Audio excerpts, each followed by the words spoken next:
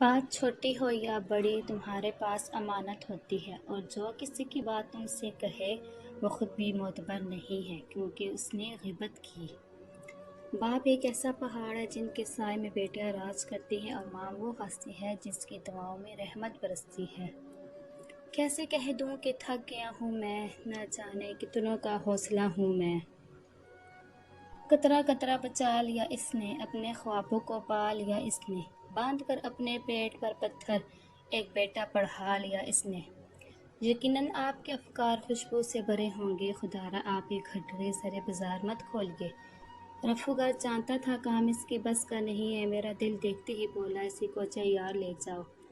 بس کہا جائے سہولت سے نہیں جی پایا تھا، میری نسلوں کو میرے دکھ نہ بتائے جائیں۔ اگر آپ کو زندگی سے کبھی کوئی شکایت ہوئی یا اپنے رب سے کسی نعمت کے نہ ملنے کا شکوہ ہوا تو یہ دو تصویریں ضرور دیکھ لیجئے گا۔ باپ کی زندگی گزر جاتی ہے بیٹی کی زندگی بنانے میں، اور بیٹا لکھتا ہے my wife is my life. یاد آیا کچھ؟ کوئی بھی انسان اتنا پیار اور خیال نہیں رکھ سکتا جتنا والدین رکھتے ہیں۔ وقت بدل جانے پر لوگ کیسا برتاؤ کرتے ہیں، یہ سمجھنے کے لیے ایک بہترین مثال ہے۔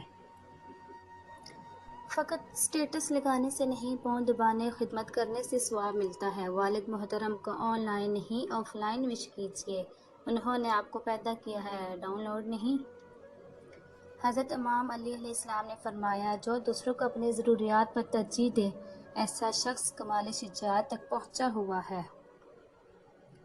حضرت علی نے فرمایا جو ذات رات کو درختوں پر بیٹھے پرندوں کو نیند میں نہیں گرنے دیتی، وہ ذات انسان کو کیسے بھی یار و مددگار چھوڑ سکتی ہے۔